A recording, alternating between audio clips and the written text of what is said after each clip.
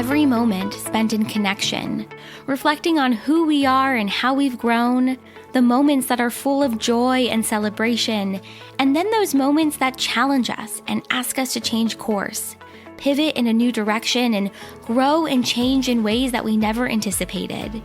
Every moment spent in connection, sharing those reflections, coming together around shared experiences, changes who we are. Because it allows us to get to know who we are, to get to know our hearts, and it allows us to form connections and community around shared passions, interests, and joy. Welcome to Lessons In, a new series from Seek the Joy podcast. Through conversations focusing on life's biggest lessons, this series will explore the joys we can find through these experiences and the connection and community we create through sharing our reflections. It's an open and honest look at the moments and lessons in our lives that impact us. Every episode features a conversation that will leave you feeling inspired, motivated, full of joy, and get you thinking about the experiences in your life and the lessons they've taught you. Lessons In, a new series from Seek the Joy podcast.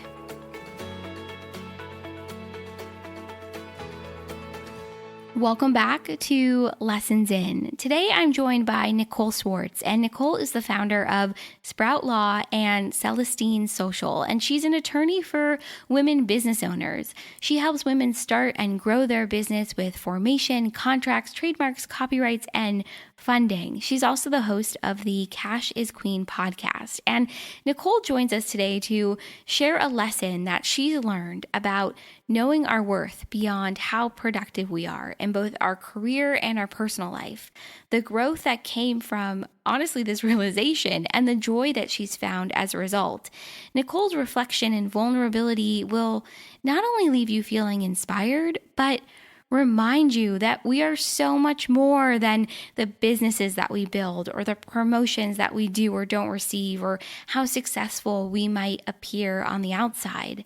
What really matters is who we are and not what we achieve. To learn more about Nicole, this week's new episode in our series Lessons In, head on over to the website, seekthejoypodcast.com. Everything is right there. This week's episode feels so timely, especially as so many of us continue to be in quarantine, experiencing the pandemic, and this sense of productivity and how productive you should or shouldn't be is on everybody's mind. So without further ado, let's dive into this week's new episode, Lessons in Knowing Our Worth Beyond Productivity with Nicole Swartz.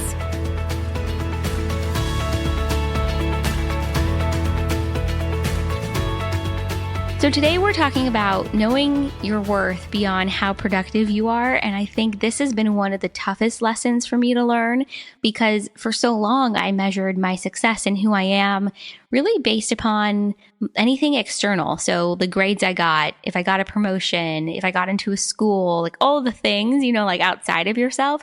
And so I'd love to start off by asking you, what has your journey been like really recognizing your own self-worth beyond this level of, productivity? I related to what you were saying so hard.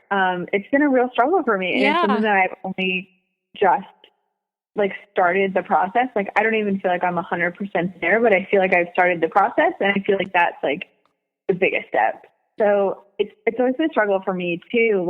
We're both attorneys, so we both have that, I don't know, mentality, or there's always this external validation that I feel like that is really prevalent. That level of external validation, validating who you are as a person based upon what you achieve. For sure. Yeah. And I feel like that, I feel like everybody in law school kind of grew up that way, where it was all we were the best in our schools, and it was we would, take that home to our parents and be love me, here are my grades. And then I feel like we over law school, and it's a super competitive environment. And it really just for me, it made that need for validation so much stronger, where I was now I need all of these people to think I'm impressive. And and it's very much this competition in law school of the grades that you get and where you're interning at, and where you're going to work afterwards. And it's just it really feeds on that, to the point where it's just this really weird thing when people are bragging about how much they're working. It'd be oh, I work 20 hours yesterday. Well, I worked 24 hours. It was you were praised for not ever taking care of yourself. And it was just about like how productive you were. And so I really fell into that mentality for like a long time. And then it was only after like law school and I was really able to see like, mostly through the help of my therapist, like able to see like my relationships and see like how this like pressure to work all the time and like to be productive and have that be like the only thing about me, how that like really affected my relationships just in terms of like not being able to spend time with people or, you know, like not messaging my friends because I was like, oh, I just, you know, work is the only thing I care about. Being productive is the only thing I care about. To like how much that actually did stress me out and how much I was like putting that on other people in my life. Mm-hmm. So really it was like shifting that to see like sort of like going beyond myself, like zooming out and being like, oh, this is like making everything in my life suck. Like all of my relationships, which are the things that I actually really care about.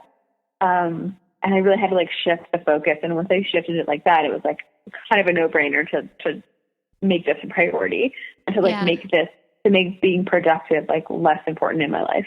Yeah, what you said is so relevant for me in my life too. It's like, it's twofold. It's like when someone says like, hey, how are you? And like, oh, I'm super busy. You know, like you define yourself by if you're busy or not.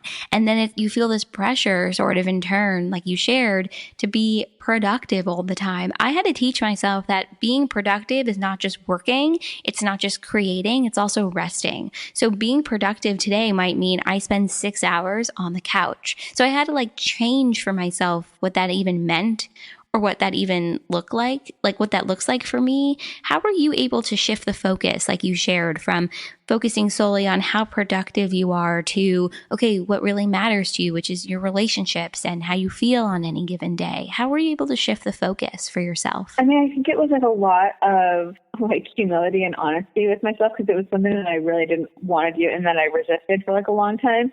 And then I remember talking with my therapist and she was like, well, I think that like it's having a bigger impact on your relationships than you think. And I was like, I don't think so. And she's like, well, why don't you ask that? And I was like, oh, okay, great question. So I was like, hey, let's just sit down and chat about this. Like, how's it going? And the feedback I got like from my friends and my significant other was like, you know, I just feel like you're not that present in our relationship. Like, I just feel like there's like your focus is not on relationships, it's on productivity, it's on work, and it's on like the next thing.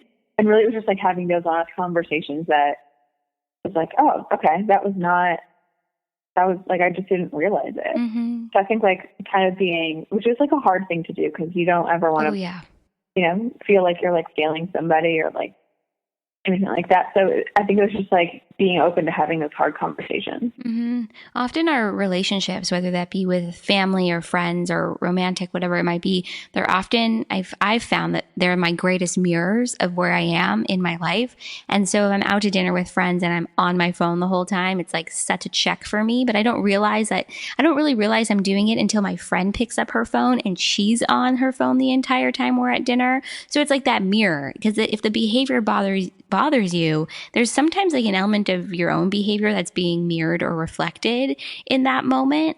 How did you decide to change the behaviors that for you that weren't working around productivity or the pressure that you were putting on yourself? Did you like clean slate it, like, okay, I'm going to, you know, change X, Y, and Z, or did you find it happened sort of gradually over time? This is like the hardest thing. Because I mean, like, it's one thing to say like, oh, I'm going to change my whole like behavior. And then it's another thing, like when you have that stress of like, well, I'm used to working all the time and now like I'm not working all the time. So now like I'm a failure. Like, so it was like, there was like a lot of internal stress there about like, I was putting this pressure on myself. So like sort of two things. I think the first thing was like really just making small conscious efforts throughout the day. So even if it was like, okay, I'm going to take 20 minutes and in the morning and like get a cup of tea and like just have like a nice morning and like meditate, and like in my brain I'm going like that's 20 minutes, like you could be working during this 20 minutes, like what are you doing?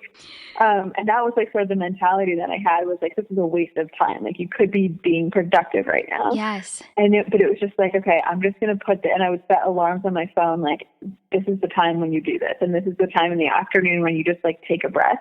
And even if it was like 20 minutes, it was funny because I was at a law conference like it was maybe like a year after I had sort of put these practices into place, and there was a session on meditation, and I was like, oh, I want to go to that. So I was, sitting there, and the instructor was like, okay, so you just want to take like 20 minutes to meditate, and all the lawyers in the room were like furious. They're like, I don't have 20 minutes. And I was just like, oh my God, this was me a year ago, and I'm so glad that I'm not there right now. What you just shared is so interesting and so relatable, because I remember the first time I sat down to meditate, and it was for 7 minutes. And I thought, in those 7 minutes, all the different things I could be doing, or I felt like I should be doing. But the truth is like, you've got to carve out that time for yourself, that element of sort of like self-care, or just finding ways, I think too, to just like recharge your battery separate from work is really important. And changing the way you feel about that time, it's totally easier said than done, but I think it's an ongoing practice like you shared. So you kind of got to chip away at it and keep putting yourself in those situations or in those moments where you have to take care of yourself, or you're choosing to take care of yourself, or take the time, or spend your time a little bit differently. And then your mindset changes around it too. Yeah, I think that's 100% right. Like, because in the beginning, I wasn't choosing to do it. Like, I was like, this isn't fun for me. I hate this. But it was like, okay, I know that I need to like do it. So it was like, even though I didn't want to, I would just like set those alarms. I would put it on my, on my planner, and just like do it, even though it was not like my favorite thing to do, even though it gave me more anxiety to actually do it. But it was like, the more that I did it, the easier it got, the more fun that it got. And then I realized like how much that actually impacted my mood, my relationships, like all of that kind of stuff, like got exponentially easier as I sort of just did it more. Yeah, I've definitely found that too. It's interesting because, you and I are both lawyers, like you shared. So I almost feel like some of this is ingrained in us from school, from experiences. But I think this is almost universal, where we measure who we are, if we're a good person, if we have value, if we feel like we deserve X, Y, and Z, that level of self-worth, I think is like we've shared throughout this whole conversation, really tied to that element of how productive you are, what you produce, what you create, your level of output in that way. And it took me years before I was really able to shift that for myself and really know my own inherent value and my own self-worth separate from those things. Today, for you, how do you measure your own self-worth? Where does it come from? Is it purely internal at this point? Or do you find like it's something you're still working on too? Yeah, I think that's something I'm still working on. Like, it's definitely something that I'm better at. And now I can see other things beyond productivity. I think it's about, like, I measure it in how I am treating other people, and how I'm treating people like that I'm in a relationship with, and also people that I don't even know, like, strangers, like how much I'm helping other people. I think that I get a lot of my self-worth from that. And I think the interesting thing about it is, like, I'm still trying to discover all those different ways. And I don't feel like I've even scratched the surface of all the different ways that I can sort of like appreciate or know myself beyond productivity, because that's just been like the main thing in my life for so long that now all these other doors are opening where I'm like, oh, hey, I'm actually like, I'm good at this. I can do this, like things that are not productive. So it's been like a really interesting journey. And as you were saying, I think it's something that like everybody can relate to, because no matter what like job or career you have, like there's always this measure to be like productive, especially in our society. So I think it's just super relevant. Yeah, I think so too. What has surprised you the most about this journey with self-worth and detaching it from this level of how productive you are? I think the fact that it can be fun. When I first started, it gave me so much anxiety to not be productive. Like, it was when somebody was like, hey, let's just go out to dinner right now. I would just be like, but that's like 2 hours, or like that's like an hour that I could be being productive. And so I wasn't like allowing myself to enjoy it. And it would end up giving me more anxiety, and I would get like frustrated. And once I started doing it more and getting more comfortable with it, it started to actually be way more fun than being productive, because having fun ends up being way more fun than being productive. Like, who knew? So that's been the most surprising thing. And the best thing about it is, like, it's actually, once you practice it and sort of get in that habit, that it's actually really nice. I think so too. I love what you shared, that it's actually been more fun than you anticipated or what you expected. I think because in some ways, when you're so used to tying who you are to how much you're working, you're depriving yourself of so many experiences and relationships and opportunities because you're not viewing them through the lens of, oh, this is going to help me in some way. Do you know what I mean? Like, you're not viewing those opportunities as like helpful or beneficial towards your path of whatever it is that you're trying to accomplish. But when you sort of detach it, you realize, wow, this is actually really fun. I'm learning something new. I'm hanging out with new people. Like the doors open up for you, I think, in a totally different way. Yeah, and I think it's just kind of refreshing to have an experience where you're like, okay, this is not productive at all.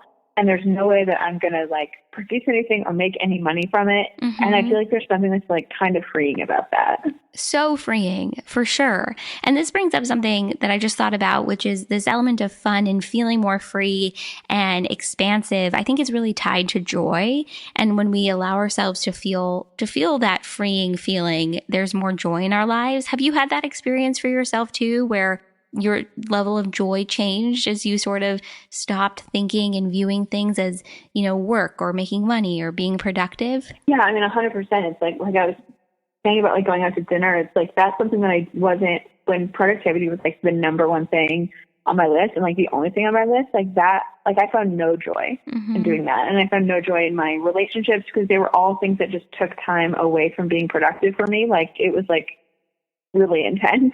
Yeah. So now that like that has shifted and like, I think it's always going to be a struggle for me of like productivity is always trying to creep back in there. And I just always have to like kind of push it back.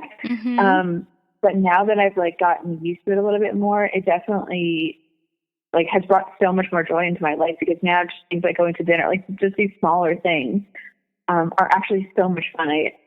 So, you know, even just going to dinner can be like a joyous experience now. Yeah, I agree. And I think right now we're in a really unique time period. There's been this sort of like collective moment of pause and realizing that, you know, at the end of the day, whether you work or you don't, or you spend X amount of hours in front of the computer or you don't, you're still you and you're still who you are at your core. And I think that's really worth remembering right now and learning to value yourself and know your self-worth. I think it's a journey and it constantly evolves as we're evolving. And so I'm so glad that we had this conversation. Thank you for coming on the podcast. This has been so long overdue anyway. Where can everyone find you, Nicole, and connect and learn more? You can find me on Instagram. I'm at Sprout Law, or you can find me at sproutlaw.com. Perfect. Everything will go in the show notes so everyone can find you. It'll be super easy. And thank you so much again. This is like the most timely conversation that we could have. So I'm super excited to share it. Yeah, thank you so much for having me.